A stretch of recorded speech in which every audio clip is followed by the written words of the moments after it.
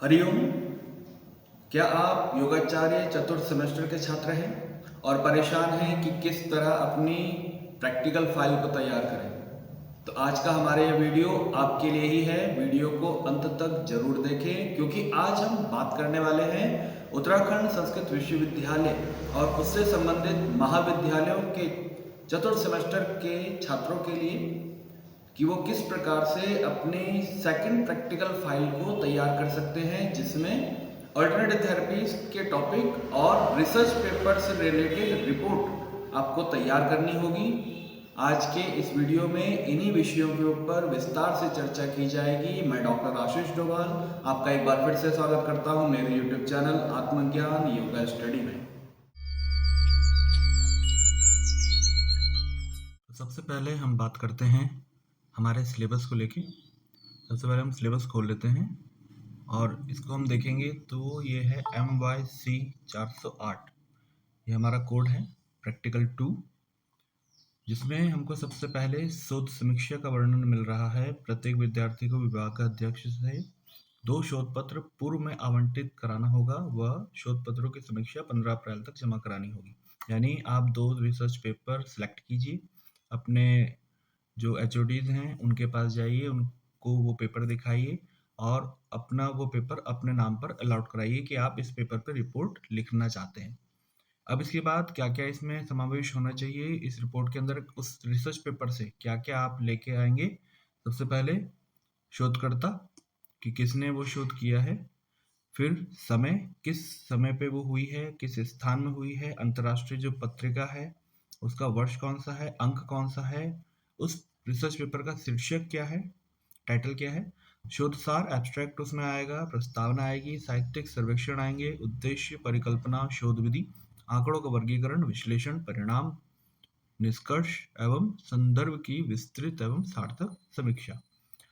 इसके बाद यहाँ पे कह रहे हैं कि योग शोध पत्रों की समीक्षा 4-4 पेज की होनी चाहिए। आप जो भी रिसर्च पेपर ले रहे हैं, हिंदी में अगर बना रहे हैं तो 4-4 पेज, और अगर संस्कृत में बना रहे हैं तो 2 पेज में आपको ये रिपोर्ट तैयार करनी होगी। मैक्सिमम बच्चे सब हिंदी में ही बनाते हैं, तो 4-4 पेज की ये रिपोर्ट आपको तैयार करनी है और अपने विभागाध्यक्ष के पास जमा करानी है। साथ ही जो रिसर्च पेपर आपने निकाले हैं उनको अपनी रिपोर्ट में ऐड करना है। आप उसको स्टेपलर कर सकते हो, आप उसको किसी चीज़ से बाइंड कर सकते हो। उसी हिसाब से आप अपने रिसर्च पेपर को अपने रिपोर्ट के साथ जोड़ के रखेंगे। इसी में दूसरा जो पॉइंट आ रहा है वह है वैकल्पिक चिकित्सा का, कि 20 से 30 पेज की एक हस्तलिखित रिपोर्ट आपको तैयार करनी है और अपने विभागाध्यक्ष के पास जमा करानी है, जिसमें एक्यूप्रेशर, प्राण चिकित्सा, आयुर्वेद और पंचकर्म के बारे में आप रिपोर्ट लिखेंगे। तो अब जानते हैं कि जो हमको रिसर्च पेपर निकालना है वो किस तरह से निकालना है। एक बहुत बड़ी समस्या छात्रों के सामने आती है कि किस तरह से हम रिसर्च पेपर निकालें और उस पर रिपोर्ट लिखें। तो इसके लिए सबसे पहले हमको गूगल स्कॉलर पे जाना होगा। सबसे पहले हम गूगल पे जाते हैं और गूगल पे जाके यहाँ पर सर्च करेंगे गूगल स्कॉलर। मैंने पहले से भी सर्च कर रखा है, इसलिए मेरे उसमें पहले ही आ रहा है ये। देखिए गूगल स्कॉलर। गूगल स्कॉलर में जाके सबसे पहले आपको इस तरह का इंटरफेस मिलता है, इस पर आप क्लिक करेंगे फर्स्ट नंबर पे, और इसके बाद यहाँ पर हम कोई भी टॉपिक हम चुन सकते हैं अपने योग से रिलेटेड। जिस भी विषय पर आपका इंटरेस्ट हो उससे रिलेटेड शोध पत्र आप निकाल सकते हैं। जैसे मैंने यहाँ पर पहले भी सर्च किया हुआ है कि प्राणायाम ऑन रेस्पिरेटरी सिस्टम, या आसन, या षटक्रम, मुद्रा, बंद, मेडिटेशन, जो भी आपको अच्छा लगता है, जिस पे आपको लग रहा है कि मैं रिसर्च पेपर की रिपोर्ट बनाऊं या इस रिसर्च पेपर को पढूं, आप वहां से वो रिसर्च पेपर का टॉपिक चुन सकते हैं। जैसे हमने यहाँ पे ये सिलेक्ट कर लिया प्राणायाम के ऊपर। सबसे पहला ही पेपर ले लेते हैं कि effect of pranayama on respiratory endurance in young adult. इस पेपर को खोलते हैं तो इस तरह की एक जानकारी, जो इसका एब्स्ट्रैक्ट है वो हमारे सामने आ जाता है। तो ये अभी फुल पेपर नहीं है, आप इसको डाउनलोड नहीं कर पाएंगे। आप इसका स्क्रीनशॉट ले सकते हैं ज़्यादा से ज़्यादा, ये सिर्फ देखने के लिए है कि इस पेपर के अंदर क्या क्या हमको मिलेगा। तो शॉर्ट समरी एक पेपर की है। इसके बाद ये गूगल का एक लिंक है, इस पर हम जाते हैं तो यहाँ पर हमारे सामने एक पूरा पेपर आ जाता है कि इस और इसी पेपर पे आपको रिपोर्ट तैयार करनी है। जितने भी पॉइंट्स हमने चर्चा की थी वो सभी पॉइंट इसी पेपर के अंदर हमको मिल जाएंगे, बाहर से हमको कुछ भी नहीं लेना है। अब इसको डाउनलोड कर लेते हैं। ये डाउनलोड का ऑप्शन आ रहा है और यहाँ पर ये पेपर आपका डाउनलोड हो चुका है। अब इस डाउनलोड पेपर के आप प्रिंट आउट निकालिए, उसको पढ़िए, उसके आधार पे रिपोर्ट बनाइए। जैसे हम यहाँ पे एनालाइज करते हैं अगर, तो सबसे पहले बात कर रहे थे कि शोधकर्ता कौन है। तो इसमें शोधकर्ता यहाँ पे लिखे हुए हैं, 3 शोधकर्ता यहाँ पे मिल रहे हैं। इन तीनों का नाम रिसर्च पेपर में लिखा जाएगा। इनकी डिटेल यहीं पे पेपर में नीचे लिखी हुई है, वो भी लिखी जाएगी। इसके बाद समय कब हुआ, ये हुआ है 21 मार्च 2018 को। ठीक है। स्थान कहाँ है, ये international journal of psychological pharmacy and pharmacology. तो ये अंतर्राष्ट्रीय पत्रिका का नाम हो गया। अंतर्राष्ट्रीय या राष्ट्रीय जो भी आपको मिल रहा है उसमें डालेंगे आप। वर्ष है 2018, अंक है इसमें वॉल्यूम, हाँ नीचे है जैसे यहाँ पर दिया हुआ है, ये देखिए 2018 वॉल्यूम 8 इश्यू 8। ठीक है, इस तरह से आप इस रिसर्च पेपर को देखिए।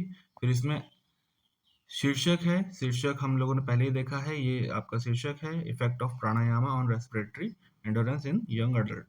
इसके बाद प्रस्तावना की बात करते हैं, तो आप एब्स्ट्रैक्ट को भी लिख सकते हैं। इसमें शोध सार है, हाँ सब शोध सार की बात होती है शीर्षक के बाद। तो यहाँ पर ये शोध सार दिया हुआ है कि जिसको हम एब्स्ट्रैक्ट कर रहे हैं। तो यहाँ से आप इसको जैसा है वैसे ही उतार लीजिए, हिंदी में इसको कन्वर्ट कर सकते हैं। और इसके बाद प्रस्तावना, इंट्रोडक्शन यहाँ पे आ गया। तो इस इंट्रोडक्शन को शॉर्ट में आप लिखेंगे कि किस तरह से हम इस पेपर में काम किया गया है, कि शोधकर्ता ने इस विषय को चुना है और यहाँ पर ऐसे ऐसे इसमें बात की है। ठीक है। फिर साहित्य सर्वेक्षण कि अगर इससे रिलेटेड रिव्यू लिटरेचर इसमें है तो हम उसको ऐड कर सकते हैं। जो जो हमको इस शोध पत्र में जानकारी मिलती जाएगी हम उनको उतारते जाएंगे। इसका उद्देश्य क्या होगा, इसकी परिकल्पना क्या है, शोध विधि, तो ये मेथड्स जो है, मटेरियल एंड मेथड जो है वही शोध विधि है। आंकड़ों का वर्गीकरण कैसे हुआ है इसमें, तो ये डाटा एनालाइज जो इन्होंने करा है ये सब टेबल्स में और इसमें हम देख सकते हैं। फिर आंकड़ों का वर्गीकरण हुआ है, विश्लेषण हुआ, परिणाम हुआ, तो ये विश्लेषण जो एनालाइज हुआ है, डिस्कशन जो है वही है, और क्या परिणाम इसमें आया, तो कंक्लूजन और जो रिजल्ट है वो हम इसमें देख सकते हैं। इसके बाद संदर्भ की विस्तृत एवं सार्थक समीक्षा, संदर्भ यानी कि रेफरेंसेस, तो आप इसमें देखेंगे कि 20 रेफरेंसेस इसमें ऐड किए गए हैं। तो आप इसमें लिख सकते हैं प्रस्तुत शोध पत्र में 20 संदर्भों की को सम्मिलित किया गया है, जिसमें से ये कुछ कुछ 5-6 जो आपके संदर्भ हैं उनको आप चुन के इसमें लिख लीजिए। बुक्स के हो सकते हैं, रिसर्च पेपर से रिलेटेड हो सकते हैं, जो भी इसमें दिया गया है। ठीक है। तो इस तरह से आप अपनी रिसर्च रिपोर्ट तैयार करेंगे 4 पेज के अंदर अंदर, और फिर इसको जो ये मूल पेपर है जिसको आपने डाउनलोड किया है इसका प्रिंट आउट निकलवाइए और इसी को ऐसे ही अपने उस रिपोर्ट के साथ अटैच कर लीजिए। ये एक रिपोर्ट आपकी तैयार होगी। ऐसा ही आपको दूसरा रिसर्च पेपर निकाल के उसकी भी रिपोर्ट तैयार करनी है। विषय आप अपनी रुचि के अनुसार चुनिए कि किस विषय में आपकी ज़्यादा रुचि है, जिस रिसर्च पेपर को आप अच्छे से पढ़ सकें। और ये मत सोचिए कि हिंदी में बना रहे हैं तो हिंदी का ही रिसर्च पेपर हो। रिसर्च पेपर इंग्लिश में हो सकता है, इसका आप मूल जैसे है वैसे ही लगाएंगे। आप इसकी लैंग्वेज चेंज कर सकते हैं, जैसे आप हिंदी में लिख रहे हैं तो इसको पढ़िए और फिर हिंदी में अपने शब्दों में आप रिपोर्ट बना के लिखिए। ठीक है। तो इसका उद्देश्य यही है कि आपको रिसर्च पेपर पढ़ना आए, कि किस तरह से रिसर्च पेपर को पढ़ा जाता है। फिर आप उसको आगे चल के, क्योंकि आप एमए कंप्लीट कर रहे हैं, योगाचार्य कंप्लीट कर रहे हैं, तो आगे चल के आपको पीएचडी करेंगे या अदर कोर्सेज आप ऐड करते हैं तो आप रिसर्च पेपर कैसे बनाएंगे, आपको बनाना सिखाने का उद्देश्य है कि आप किस तरह से रिसर्च पेपर बना सकते हैं, उसको पब्लिश करा सकते हैं। तो क्या क्या क्वालिटी रिसर्च पेपर में होनी चाहिए वो समझाने के लिए, वो सिखाने के लिए सिलेबस में इस तरह का ये करिकुलम ऐड किया गया है। तो मैं आशा करता हूँ कि आज का मेरा ये वीडियो आप लोगों के लिए फ़ायदेमंद रहा होगा। और अगर कोई डाउट आपको इसमें लगता है तो आप कमेंट कर सकते हैं, जिससे कि मैं आपके जो शंका हैं उनका समाधान कर पाऊँ। और अगर आपको ये वीडियो बहुत अच्छा लगा हो तो इसको शेयर कीजिएगा अपने दोस्तों के साथ जिनको इस तरह की समस्याएं हो रही हैं रिसर्च रिपोर्ट बनाने में। और एक बार फिर से आप लोगों के सामने उपस्थित होऊंगा एक नए विषय के साथ। तब तक के लिए धन्यवाद। हरि ओम।